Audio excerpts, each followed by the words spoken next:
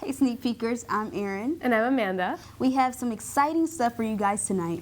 For you Spider-Man fans, be sure to stick around for all things Spider-Man. So don't go anywhere and let's get started.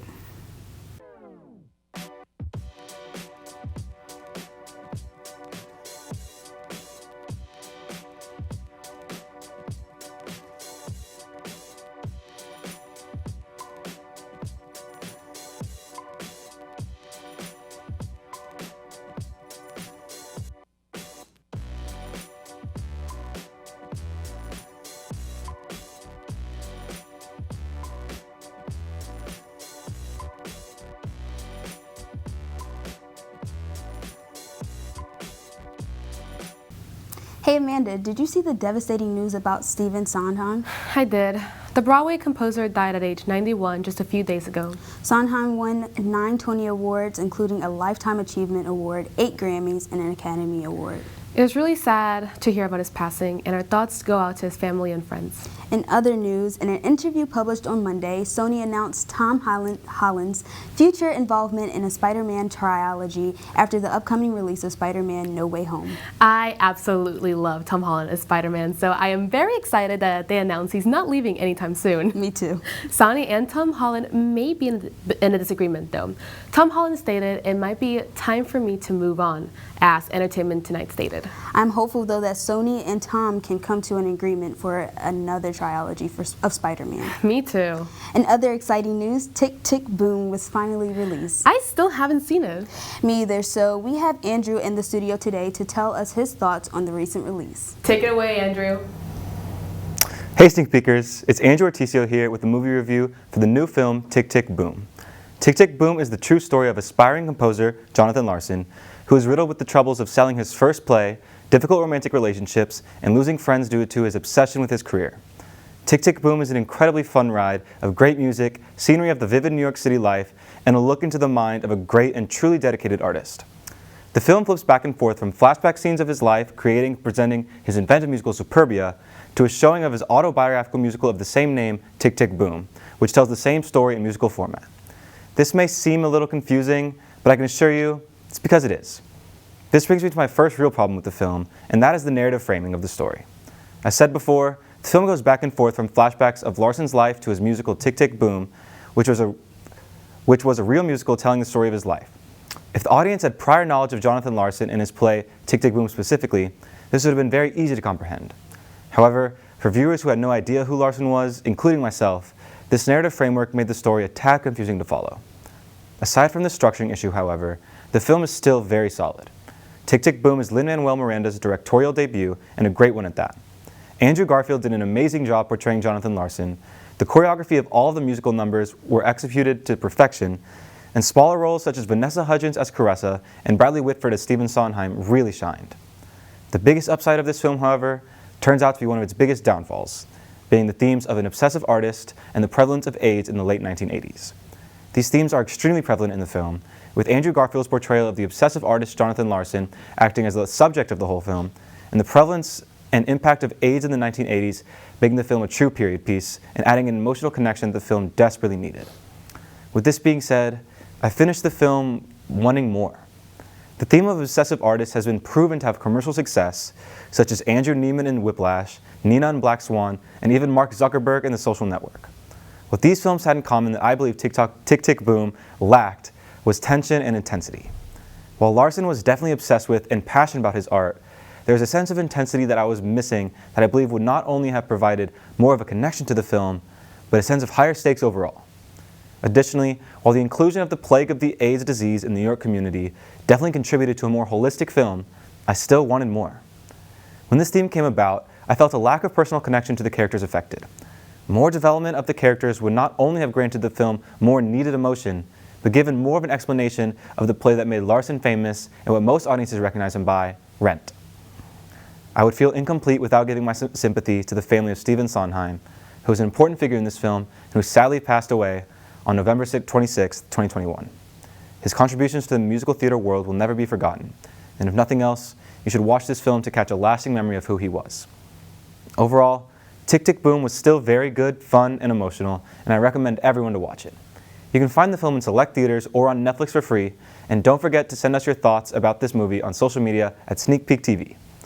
With all of these new movies coming out, I have no idea which ones to prioritize first. Me either, especially with Christmas break coming up too.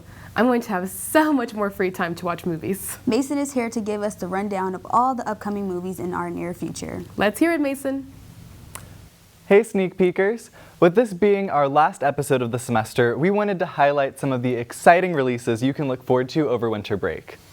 Starting things off, December 10th is going to be a big day for Hollywood, as it will feature 4 long-awaited premieres.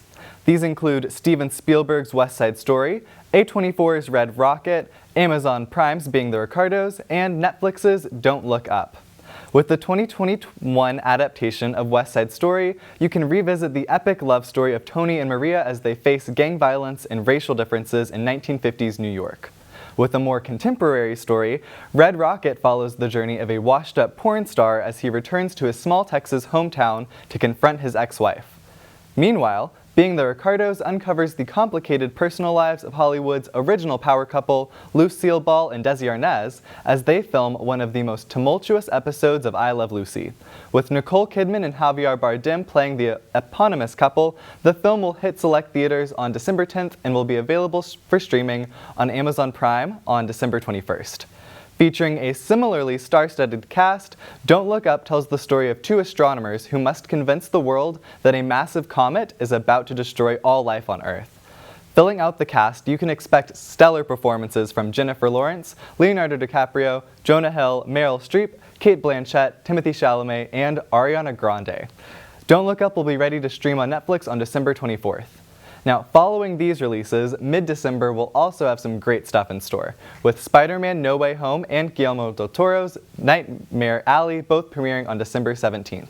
With the official trailer dropping recently, fans have been buzzing over the latest installment of the Spider-Man franchise, excited to see Tom Holland and Zendaya reprise their roles as Peter Parker and MJ now that the multiverse has been teased. A similar excitement surrounds Del Toro's upcoming film, as cinephiles everywhere are curious to see what's in store for his adaptation of the film noir classic Nightmare Alley. Now, closing out December, The Matrix Resurrections and Kingsman are both slated to enter theaters on December 22nd. Serving as the 4th installment of the series, Keanu Reeves will return as Neo to re-enter the Matrix after 20 years of taking the blue pill.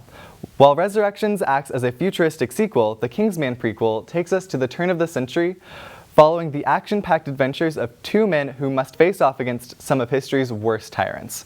Speaking of tyrants, The Tragedy of Macbeth will premiere on December 25th. Re-envisioning the iconic roles of Lord and Lady Macbeth, I'm super excited to see how Denzel Washington and Frances McDormand approach Shakespeare's text in this black and white adaptation. Finally, Scream 2022 will kick off the new year with a January 14th premiere. Taking place 25 years after the events of the first Scream, Neve Campbell, Courtney Cox, and David Arquette will join forces with a new generation of actors to find out who has resurrected the Ghostface killer. Looking at all of the great entries on this list, there's definitely a lot of exciting movies to catch over the break. You can tell us what you're most excited for and give your reactions at Sneak Peek TV on Instagram and Twitter. But that's all for me, Sneak Peekers. Thanks for a great semester, and I can't wait to see y'all next year. Now, back to the hosts. Thanks, Mason. I am really looking forward to going to the movies over Christmas break. Me too. I'm definitely going to want to watch some Christmas classics too. That's why we have Simi here with us to give us a rundown on her favorite Christmas specials. Let's hear it. Hello, Sneak Peekers. It's Simi here. If there's one thing that excites me the most, it's the Yuletide season, aka Christmas. There's just something so electric about it. Maybe it's all the gift giving and receiving, seeing loved ones, the classic catchy tunes. But above all, there's nothing I look forward to more than the Christmas specials. So I thought I'd share with you all some of my favorite Christmas specials, some old, some new. So sit back, grab some eggnog, and enjoy this top 8 Christmas specials list. The first one on the docket is A Charlie Brown Christmas. I felt that I couldn't possibly make such a list without including this Peanuts classic. We see Charlie Brown take on this reverse Ebenezer Scrooge persona in an attempt to define the true meaning of Christmas. Overall, if you're looking for familiar satire riddled with true holiday spirit, the special's for you. The next one on this list is John Denver and the Muppets, A Christmas Together. First aired in 1979, the special surrounds a fun creation of a holiday number with folk artist John Denver and our beloved Muppets crew starting Kermit the Frog, Ultra Diva Miss Piggy, Fozzie Bear, and a whole bunch of favorites. This special is a rare one that can only be found on YouTube, so be sure to check it out. Then we have How the Grinch Stole Christmas. And no, I'm not talking about the live action with Jim Carrey. I mean the original animated special made in 1966. This Dr. Seuss tale captures a heartwarming story of a bitter outcast made whole by the spirit of Christmas, embodied by little Cindy Lou Who and all the citizens of Whoville. It is in this special that we first hear the original, You're a Mean One, Mr. Grinch, sung by the same guy who voiced Tony the Tiger. Multiple renditions have been made of this movie, but I feel that the classics always capture the message best. And it wouldn't be Christmas without Rudolph the Red-Nosed Reindeer. In this animated stop-motion special, we see the old carol come to life in the form of misfit toys, Abominable Snowman, and Hermie the Misfit Elf. Rudolph's bright red nose proves to save both Christmas Eve and the outcasts of the North Pole, teaching us all a holiday-sized lesson about accepting differences. Did you all know that the late Maya Angelou, aka the best poet of all time, narrated the 1996 Sesame Street special titled Elmo Saves Christmas? It is a perfect blend of pop culture and holiday cheer centered around our favorite monster, Elmo's granted wish for Christmas to be every day. Unfortunately, this does not end well for the Sesame Street crew. Luckily for Elmo, he still has 2 more wishes to fulfill. Watch the special to see how that ends up for him and the rest of Sesame Street. I've been talking a lot about the older classics, but there are plenty of exciting newer specials, such as Mariah Carey's Magical Christmas special that was released just this past year. Now, we all know that Miss Carey is the queen of Christmas, and this special proves nothing short of that. It is jam-packed with funny skits and powerful renditions of Mariah's Christmas hits, the most notable being Oh Santa with fellow powerhouses Ariana Grande and Jennifer Hudson. You can jam out to these wonderful holiday hits on Apple TV+. Then, we have A Very Sunny Christmas from the hilarious sitcom It's Always Sunny in Philadelphia. The Patty's gang are determined to discover what makes Christmas such a joyful holiday. But that adventure definitely does not go as planned. From questionable elves to stolen toys to run-in with a not-so-happy Santa Claus, this chaotic journey somehow ends up with a blast of Christmas cheer. And to top off this list, we have a Christmas special from the king of Christmas himself, Michael Bublé. In this 2011 special, Bublé spreads Christmas cheer in the best way possible with his smooth renditions of different Christmas hits and guest appearances from a variety of stars, including Justin Bieber, Ed Helms, aka Andy from The Office, and Kelly Pickler. And who can forget all the cute little interviews with the little children? Well, that's all I have for you guys today, Sneak Peekers. Which special are you most excited to watch this holiday season? Be sure to let us know and send us some pictures on our Twitter and Instagram at SneakPeekTV. Happy holidays! Amanda, were you able to get SpiderMan tickets? I did, but I had to wait until the next day, and they were so hard to find. Yes, and I saw that some people are trying to resell them for like $20,000. That's crazy. But in honor of it being the official week of Spider-Man, we have Nick, Michael, and Hunter here with us to give us the rundown of all things Spider-Man. Take it away, guys. What's up, Sneak Peekers? I'm Hunter Gasway here for you with Nick Flores. Michael Norris. And as I'm sure you all know, there are 3 of us here. And what else are there 3 of? There's 3 live-action, feature-length Spider-Men. And so we're going to take a little bit of time here tonight, and we're going to debate our favorite Spider-Man. I will be taking the side of Mr. Tom Holland. And I'll be taking Andrew Garfield. And I will be representing the classic Tobey Maguire. Would you like to start us off, Michael? Sure. So for Tobey, you know, I mean, I do think he really sets the original standard. You know, Tom, Andrew, they both just have terrific takes on the character in different ways, but I think Tobey just has that perfect balance of a very, you know, human, natural Peter Parker. He just has phenomenal chemistry with all the supporting actors, including the villains. And he really just encapsulates like what makes Peter Parker just the very grounded, relatable character he is. And I think it was, really neat for, a film taking as much of a risk as Spider-Man, this high-budget production. The fact that they didn't really go with this conventional action star, they went with a more kind of inconspicuous, dramatic actor.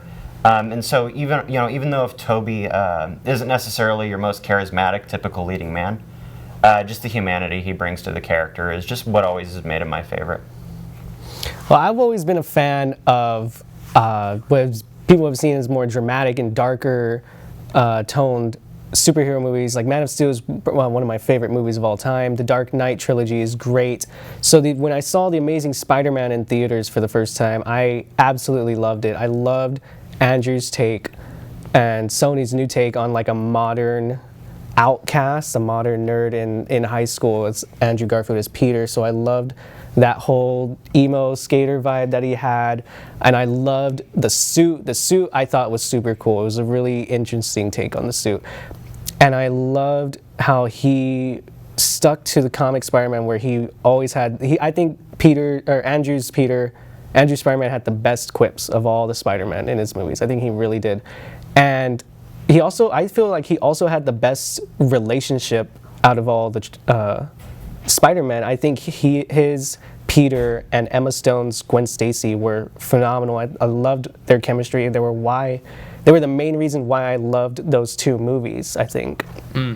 Well, I think it's important to respect where it came before, and I think Tobey and Andrew are both great Spider-Man in their own ways. I think what Tom Holland does with this character is something truly special. I think he's the first Spider-Man that comes across like a real teenager, in my opinion. He is just a kid thrust into a world much larger than he can handle. If you've seen his progression from Civil War all the way to Far From Home, it's the progression of a kid who's just out of his depth. He's just an innocent guy. He's been thrust with all this power that he doesn't really know what to do with, and so he's out of his element. And I think Tom Holland does a great job of being that lighthearted Spider-Man, the guy who helps old ladies cross the street and fights bank robbers at the local bank, to also being a guy who can, go off to space and fight Thanos. And it's just, he carries the weight of the fun side of Spider-Man and the emotional toll of being a hero, I think, better than these two guys do. And he captures both Spider-Man and Peter Parker the best. And while I like Tobey's Peter, and I think Andrew's a great Spider-Man, I think Tom is the best mixture of both. And he's just so fun as the character and captures that youthful vibe that I always got reading Spider-Man comics growing up. You want to go? I do agree with the age thing. I remember seeing the original Spider-Man movies with Tobey for the first time, and I was thinking, man, this guy, he looks like he's an adult already. He looks like he's already like ending college, and then halfway through the first movie, he's graduating high school, and it threw me for a loop. But I think with Andrew, whenever I saw Andrew's, I just felt like he was, I could just feel that he was in high school. Much like Tom's, I did see that he was like a kid with Tom. But with Andrew, I felt like, okay, he's more of like a high school student, I think, of like a modern high school student, I think, at the time as well, with the whole, like he's got like the long coat, he's got the skateboard, he's skating everywhere. I thought it was really, really great. That movie's very 2010. Yeah. Well, with Andrew, definitely, one of the things I always found interesting about, his Spidey in particular is you do see kind of you do see the Spidey persona kind of develop, An Amazing Spider-Man 1, it's sort of interesting. He definitely plays kind of the sort of arrogant jerk Spider-Man you see in a lot of the early kind of Stan Lee, Steve Ditko comics. But by the time you get to Amazing Spider-Man 2, he's like a completely different Spider-Man. He does become that friendly neighborhood kind of take on the character. And I think that's kind of one of the things with Tom that is, I've been kind of looking for more of. Homecoming really did have this good, it's okay to be the friendly neighborhood Spider-Man message. But I feel like that kind of gets thrown out the window in Far From Home. And, you have Tom, who's just such a naturally charismatic Spider-Man, but you don't really give him that very classic, very authentic Spider-Man to work with. You feel like he's more defined by, kind of the larger stakes of what we've seen in Infinity War and Endgame, Far From Home, and now, we're going to see the multiverse in No Way Home. So hopefully we get to kind of see a bit more of that, and he shows his potential in the college trilogy, if that's happening, because, from the second I saw Civil War and I did see that kid Spider-Man, I was like, that's it, this could be the definitive Spider-Man. But we just haven't seen him kind of reach that point in kind of a more fleshed out way that I think we saw with Toby and Andrew. Yeah, absolutely. And well, I think both these guys are great. As I said earlier, I think that Tom can sometimes be hit by this, Iron Boy Jr. critique that people lot against the. See that, absolutely. But I think it is an interesting take on the character, and placing him within this larger universe, you do have to fit him in there. Versus these two actors both had their own universe with no other pre-established heroes. So while they're trying to fit him into the universe, I think they do the best they can. I think that people misremember how much Iron Man is really in that first movie. He's only kind of in it for a couple scenes, and I think especially Homecoming, he gets most of the runtime to shine himself. And other than that, we've mostly seen him in team films. I do think it struggles a little bit in Far From Home with just the weight of the events of Endgame, but overall, I've just loved what Tom Holland's brought to this character. And I think I also would be remiss if we didn't bring up the fantastic performance that is Jake Johnson in Into the Spider-Verse. Oh, yeah. Just playing Jake a Johnson's fantastic older Peter Parker, someone that's been grizzled, knocked down by the world, who's not the happy-go-lucky kids that these three guys are. And I'll be really interested to see what happens in No Way Home, because I don't think the three of us are going to agree on who our favorite Spider-Man is here tonight, but maybe we don't have to, because I think all three of these gentlemen will be making an appearance in a short 2 weeks in No Way Home. And so we're going to briefly discuss some of our theories for No Way Home. So, Nick, what about you get us started? I think that so far there's only 5 villains, right? You've got Lizard, Sandman, Electro, Doc Ock, and Goblin. I think it's very weird that they're only having 5 villains, considering one thing that everybody remembers about Spider-Man is that he has a Rogues Gallery team of 6 villains, the Sinister Six, and I think that 6th villain is going to be Mysterio. I think Jake Gyllenhaal is going to come back as Mysterio. He's probably going to play some kind of trick on Spider-Man, because I remember during production there were set photos of these signs, "Believe Mysterio," so I think that's going to happen. I think we're going to see Spidey lose someone. It is kind of that unfortunate Parker luck. I mean, what's always defined, Toby and Andrew is, how they overcome the challenges of loss of people like, Uncle Ben or Harry or Gwen or Otto Octavius. And we haven't really seen Tom face that struggle yet, other than, Tony Stark. So, whether it's Aunt May or Ned or even MJ, there's just so much ambiguity of what's going to happen to these supporting characters. So I think, sadly, might possibly see one of them go.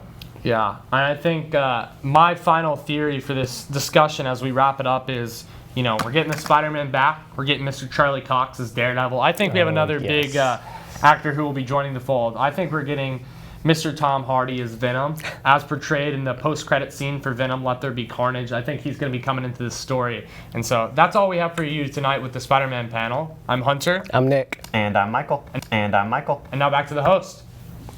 Thanks, guys. That's all from us for the semester, guys. Thank you all for joining us this semester. We had a great time reporting all things entertainment for all, and can't wait to return next semester. And be sure to check out our social medias at Sneak Peek TV for all things entertainment over the break. Once again, I'm Erin. And I'm Amanda.